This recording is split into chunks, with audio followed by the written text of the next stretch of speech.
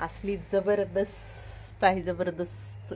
किती मोठी आहे बघा, एवढी भरली पलीकडची म्हणजे अशी कवळ्यात बसणार नाही एवढी आहे ही शेवंती. ह्या गोष्टी आहेत ना, झाडं खुरप्याच्या मदतीनं उकरते सगळी झाडाच्या बुडाशी. सर्वांना श्री स्वामी समर्थ. मी आहे त्रिवेणी. परत एकदा आपल्या यूट्यूब चॅनलवरती सर्वांचं खूप खूप मनापासून स्वागत आहे. तर आज सकाळ सकाळी ब्लॉगला स्टार्ट करते. 2 दिवस मी ब्लॉग टाकू शकले नाही कारण तुम्हाला दिसत असेल चेहऱ्यावरून माझी तब्येत थोडीशी ठीक नाही, त्यामुळं. पण आज सकाळ सकाळी म्हटलं ब्लॉग टाकावा. आज सकाळपासून मी झाडांची स्वच्छता करत होते आणि बऱ्याच जणांची कमेंट आहे की शेवंतीची कशी काळजी घेतात ते सांगा. तर म्हटलं तेही आज सांगावं की मी कशी काळजी घेते. तर इथं अगोदर दाखवते कसं कसं काय काय आवरले ते तुम्हाला मी बॅक कॅमेऱ्याने दाखवते आणि नंतर सांगते की मी शेवंतीची काळजी कशी घेते ते. हे बघा, हे आपलं एवढं मोठं असं जास्वंदीचं झाड आहे. तर हा एवढा पालापाचोळा त्याचा निघलाय. रेग्युलर व्लॉग बघत असेल ना तर त्यांना माहिती आहे की कुठं कुठली झाडं होती. आणि ही तुळस एवढी मोठी होती इथं, आणि इथं एक मोठी तुळस होती बघा उभी, तर ती काढून टाकली कारण त्याच्या खाली हा देशी गुलाब पण लावला होता. आणि महत्वाचं म्हणजे तिला 8-9 महिने झाले, त्यामुळे ती पूर्ण सुकली होती अशी टवटवी. आता तिकडली जी कृष्ण तुळस आहे ना ती बिलकुल आहे तशी आहे, फुटतीये चांगली, पण ही अगदीच सुकल्यासारखी झाली म्हणून काढून टाकली. हा आपला मधुमालतीचा वेल तो पण छाटून घेतला. त्यानंतर इथं आपली केळी करदळ आहे. म्हटलं ह्याची थोडी सावली कमी केली की मग ह्याला पण ऊन लागेल आणि जरा मातीला पण ऊन पाहिजे. खूप ओलावा झालाय म्हणून ते कट केलं. अजून काम चालू आहे, अर्धवटच आहे काम. म्हटलं अगोदर दाखव तुम्हाला. आता इथं मोगरा वगैरे आहे ना तो सुद्धा मी कट करून घेतला. आणि तुम्हाला वाटेल की आवरताना कट करताना का दाखवलं नाही, तर माझं असं असतं की एखादं काम करायला लागलं ना तर ते मन लावून, कारण झाडाच्या बाबतीत तर चुकून एखादी फांदी चुकीची कट केली तर ती फुटत वगैरे नाहीत, त्यामुळे मग ते कॉन्सन्ट्रेट करूनच काम करायचं, म्हणजे अगदी चित्त लावून. तर इथं गुलाबी शेवंती होती, तुम्ही बघितलं असं सुरुवातीला ज्यावेळेस फुलं उमलली त्यावेळेस या शेवंतीची फुलं उमलली होती, दाखवलं होतं. तर हे पूर्ण सुकवून अशी फुलं काळी पडली होती, ते पण कट केले. आणि त्याच गुलाबी, हे बघा इथं शेवंती आहे ती गुलाबी रंगाची, तिच्याच बुडाशी हा गुलाब आहे. तर ह्याला छान आता फुलं यायला लागले थंडीच्या दिवसात. म्हटलं आता त्याला ग्रोथ, त्याची वाढ होऊ द्यावी. आणि इथं आपली केसरी जास्वंद आहे आणि त्याच्याच शेजारी हा बघा आपला पारिजात होता. तुम्हाला नेहमी मी इथं पडलेला सडा दाखवत होती पारिजातचा. तर हा पारिजात आहे. पण आता बघा इथून ज्या फांद्या होत्या ना सगळ्या, त्याचा काही उपयोग नव्हता. आता भर संपला होता, त्या फुटणार नव्हत्या. आणि मला वरती झाड पाहिजे, म्हणजे जेणेकरून आपली जर गाडी इथं लावली केली तर सावली पडेल त्याची. आणि सगळ्यात महत्त्वाचं म्हणजे हे बघा इथं त्याला फुटवा पण फुटलाय वरच्या बाजूला. कारण बुडाशी गर्दी करून उपयोग नाही, कारण मातीला जमिनीला ऊनच लागत नाही. जर खालच्या फांद्या जर वाढू दिल्या आपण तर तिथं पण माती सुकली पाहिजे, बारीक कीड वगैरे लागली तर ती पण गेली पाहिजे. त्यामुळे उन्हाची तिथं जमिनीला पण गरज आहे. त्यामुळे हे पूर्ण असं कट केलं आणि हा शेंडा फक्त ठेवला. आता जितकी पडतील तेवढी निघतील तेवढी निघतील फुलं. हे बघा अजून पडले तिथं फुलं, म्हणजे अजून थोडा सीझन होता त्याचा, पण हे असं वाळून गेलं. तर कुठंतरी शेंड्याला, प्रत्येक शेंड्याला 1-2 फुलं येतात. म्हटलं तिथलं आहे, पडतील तेवढे पडतील. आणि इथलं पण सगळं हे बघा एवढा कचरा, म्हणजे जवळजवळ 2 मोठ्या पाट्या निघतील एवढा झाडाचा कचरा निघालाय. ही आपली जास्वंद. तर सगळीच झाडं आज थोडी थोडी, आंबा सोडून बाकीची सगळी थोडी थोडी काय केले कट केलेत. आता हे जे आहे ना आपलं काठी कोरंटी, ती पण खूपच गर्दी झाली तरी माझ्याकडून बघा हे कट करायचं राहिले. एकच फांदी ठेवणार आहे त्याची, काठी कोरंटीची गर्दी होते. आणि इथं एक चांगला हा गुलाब आलाय ब्लॅक रोज, म्हणून हे थोडं सरकवून घेतलं. आता हे घेवड्याचं वेल आहे त्यामुळं नारळाला थोडा प्रॉब्लेम येतोयच, पण आता संपेल त्याचा भर 1-2 महिन्यात. म्हटलं जाऊ देत. आणि इथं जे पांढरं आपण तगर वगैरे म्हणू शकतात ते लावलेलं होतं, त्याच्याकडेचं पण सगळं काढून घेतलं. आणि बाहेर दाखवते तुम्हाला किती झाडं काढलेत ते तुमच्या लक्षात येईल. झाडं म्हणजे अशी झाडं नाही काढली, पण फांद्या काढलेत सगळ्या. हे बघा हे एवढं तोडून टाकलंय. म्हणजे ह्यात तुळशी पण बऱ्याचशा आहेत, पण मी तुळशी काय करते उपटत नाही. एक्स्ट्रा अशा डेरेदार झाल्यानं मच्छर पण खूप होतात, मग त्याच्या फांद्या कट करते. मनी प्लांट तर बघा तुम्ही अक्षरशः एवढं मोठं पान झालं तर त्याचं डेंजर. हे बघा हात केवढा आहे माझा, हे 4 हात बसतील माझे, एवढा मोठा मनी प्लांट झालता. तर ते सगळं काढले कारण ह्या सतत फुटणाऱ्या गोष्टी आहेत त्यामुळं. आणि इथं महत्त्वाचं म्हणजे इथं काय टाकले, तुम्ही म्हणाल गेटच्या बाजूला, तर इथं गाई वगैरे जर आली ना तर तिथं खातेत वेल, त्यामुळे जाऊ शकत नाहीत म्हणून इथंच टाकले. ते वेल आहे तोपर्यंत म्हटलं जाऊ दे इथं राहू दे ते. आता इकडं जी आपली शेवंती होती तुम्ही नेहमी बघत होता, एक होती पिवळ्या रंगाची आणि ही चॉकलेटी रंगाची. तर त्याच्यासुद्धा फुलं सुकून सुकून हे बघा, हे सगळ्या आहेत ना ह्याच्या पाकळ्या आहेत त्या, हे बघा शेवंतीच्या. आणि इथली जी शेवंती होती ना पिवळी, हे बघा एवढ्या जाड जाड फांद्या झालत्या आणि पूर्ण वाढून गेलं, तर काहीच राहिलं नव्हतं त्याच्यामध्ये. हे बघा ह्या सगळ्या कट करून टाकलीत मी. आणि आता ह्याच्या बुडाशी बघा ही छोटी छोटी सगळी रोपं आलीत. तर ह्याची काळजी कशी घेते हे नंतर दाखवते. ही फक्त एक फांदी ठेवली पिवळ्या ह्याची, थोडी फुलं आहेत म्हणून. इकडं पांढरा गुलाब आहे आपला आणि इकडलं काय आवरलं ते दाखवते तुम्हाला. तर इथं बघा ही कृष्ण तुळस आहे, जसं की आपलं बांधकाम चालू होतं त्या टायमिंगला ही लावली आहे आणि चांगली आहे अजून. त्यामुळं फक्त बघा ह्याच्या बुडात ज्या फांद्या होत्या ना त्या कट केल्या, कारण ओलावाच कमी होई नाही इथला. आणि जो मनी प्लॅन्ट तुम्हाला दाखवला ना बाहेर, तो इथला उपटलाय या बाजूचा.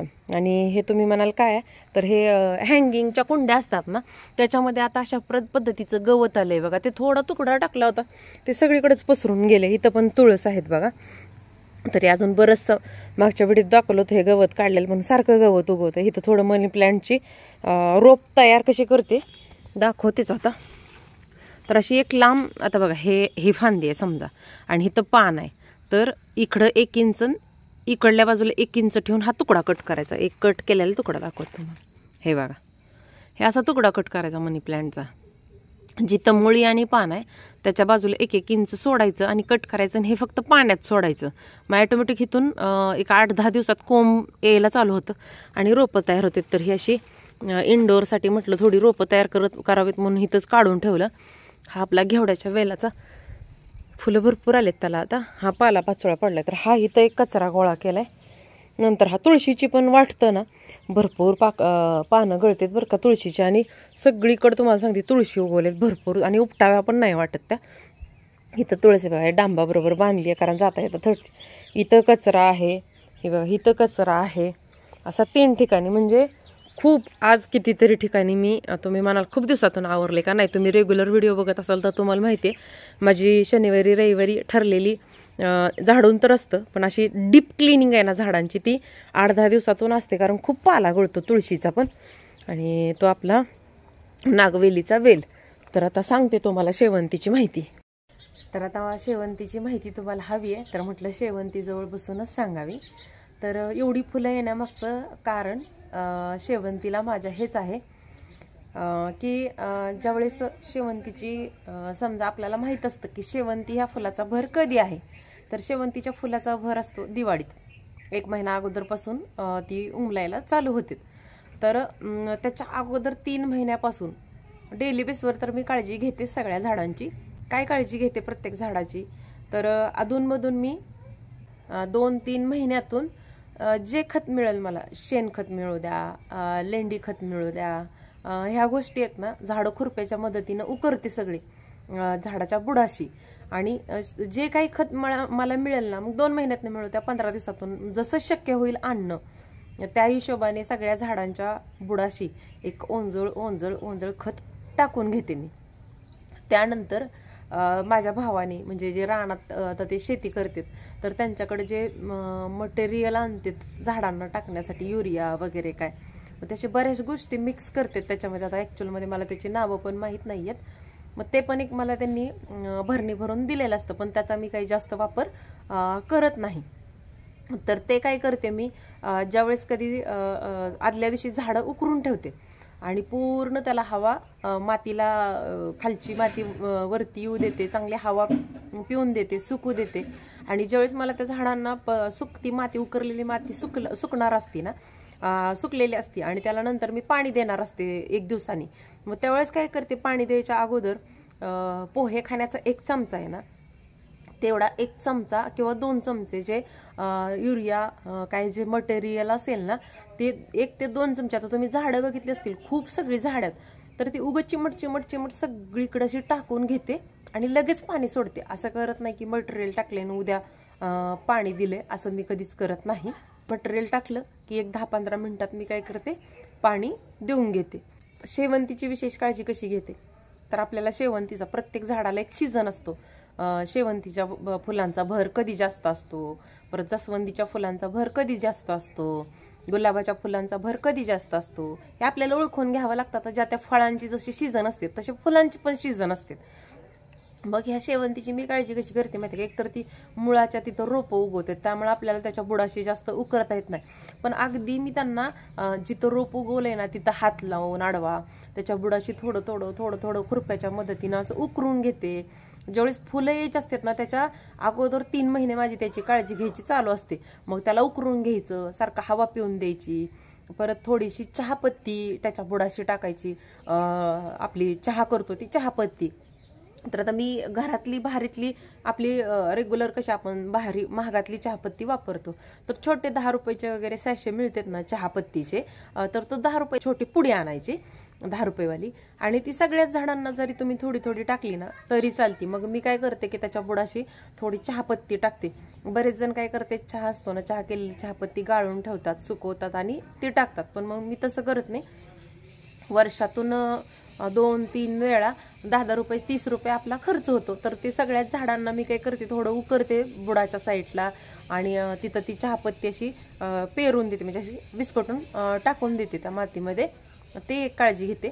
आणि ह्याला फुलं यायच्या अगोदर सारखं जसं आपल्याला पण आपण आजारी पडलो की आपल्याला खायला प्यायला घातल्यानंतर आपण चांगले व्यवस्थित होतो, तसंच झाडांचं पण आहे. त्यांना ज्यावेळेस ताकदीची गरज असते ना, आपण काय म्हणतो मुलं वाढायला लागली की त्यांना खाऊ पिऊ त्यांच्या वाढीच्या वयात घातलं की मग आजारी पडत नाहीत.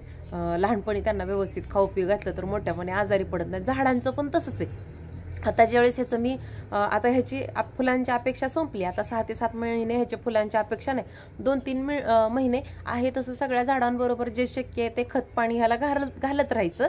आणि ज्यावेळेस ह्याचा सीझन येणार आहे दिवाळीमध्ये, त्याच्या अगोदर 2.5 ते 3 महिने ह्याची भरपूर काळजी घ्यायला चालू करायची. म्हणजे त्याला ताकदीची गरज असते, कळ्या आहेत, एनर्जीची भरपूर गरज असते त्याला. मग काही जणांची मला असं सांगण्यात आलं, ज्यांनी माझ्या झाडाची फुलं बघितली, तर ते म्हणे की आमच्या गाशी तुझ्या फुलासारखी अख्खी फुलं उमलत नाहीत, अर्ध्या कळ्या उमलतात आणि अर्ध्या कळ्या तशाच राहतात. तर ह्याचा अर्थ काय आहे की त्यांना खाऊ पिऊ कमी पडले. तर ज्यावेळेस 2-2.5 महिने तुम्हाला माहित असतं की आता दिवाळी जवळ आली आणि आपल्याला फुलं येणार आहेत शेवंतीला, त्यावेळेस त्याची काळजी जास्त घ्यायला चालू करा. म्हणजे खाऊ पिऊ जास्त घालायला चालू करा. तर काय खाऊ पिऊ घालायचं, खत पाणी घालायचं, बुडाशी थोडं उकरायचं, चहापत्ती टाकायची. तुमच्याकडं जर कोणाकडं तुमच्याकडं जर स्वतःकडे शेती नसेल, तर तुमच्या आजूबाजूला कोणाकडे शेती असेल तर त्यांच्याकडून थोडं मिक्स जे मटेरियल मिळतं ते मागून घ्यायचं किंवा त्यांना 10-20 रुपये देऊन त्यांच्याकडून ते घ्यायचं. आणि एवढी शेवंती होती ना तर एक चिमुडभर त्याला बुडाशी ते सारखं सारखं नाही घालायचं, 15 दिवसातून 20 दिवसातून घालायचं. तर शेवंतीची एवढीच एक काळजी घेते. आणि जरी आता फुलं नसली तरी इथून पुढच्या 7 ते 8 महिन्यामध्ये त्यांना मी सारखं खुरप्याच्या मदतीनं ज्या वेळेस मला वेळ भेटतो त्यावेळेस सगळ्याच झाडांच्या बुडाशी थोडी माती खालती वरती करत राहते. तर अशी एक्स्ट्रा अशी माझ्या शेवंतीची काही काळजी घेत नाही. फक्त तुम्ही प्रत्येक फुलाचा सीझन ओळखा आणि त्या सीझनच्या अगोदर त्यांना, आता ह्याला तुम्ही बघितलं होतं की ते असंख्य फुलं आलती, तर त्या असंख्य फुलासाठी या झाडाला किती पटीनं ताकद लागली असेल हे तुम्ही ओळखून घ्या. मग तेवढी ताकद किंवा खाऊ पिऊ घालणं अगोदर आपलं काम आहे. फक्त तुम्ही ज्या त्या झाडांच्या सीझनच्या अगोदर त्यांची भरपूर काळजी घ्या, त्यांना खाऊ पिऊ घाला, खुरप्यानं उकरत राहा त्यांच्या खालची माती. तुमच्या जर आजूबाजूला तुम्हाला थोडंसं खत वगैरे मिळत असेल तर ते टाकत राहा. याच्या व्यतिरिक्त मी काही काळजी त्यांची घेत नाही. आणि जी काळजी मी घेत होती त्यांची ती प्रामाणिकपणे मी तुम्हाला सांगितली आहे. आणि आवडली असेल तर नक्की चॅनलला लाईक आणि सबस्क्राईब करा, व्हिडिओ जास्तीत जास्त शेअर करा. आणि अजून तुम्हाला काही माझ्या झाडासंदर्भात माहिती हवी असेल तर नक्की सांगा, मी नक्की सांगेन. आणि सगळ्यात महत्त्वाचं म्हणजे जसं मी माझ्या लेकरांना सांभाळते ना त्याच पद्धतीने माझ्या झाडांना सांभाळते. जी मी कुणाशी इतरांशी बोलू शकत नाही ना ती माझ्या झाडांशी मी बोलू शकते. माझी झाडं प्रामाणिक आहेत, ते कोणाला काही माझ्या मनातलं सांगत नाहीत आणि एवढी त्यांच्याशी अटॅचमेंट आहे, त्यामुळं ते तेवढं प्रेम आहे. म्हणजे मला खूप प्रेम मिळतं त्यांच्याकडून, निस्वार्थ प्रेम आहे. ते माझ्याकडून काहीच अपेक्षा करत नाहीत. माझ्या मते निसर्गातील, तुम्हाला वाटेल मी खूप बोलते, पण निसर्गातील ज्या आपण गोष्टी आहेत ना आपण त्यांची काळजी घ्या नका घेऊ, त्यांच्या त्यांच्या पद्धतीनं आपल्याला ते प्रेम वाटत राहतात, सुगंधाच्या रूपाने, फुलाच्या रूपाने, सावलीच्या रूपाने.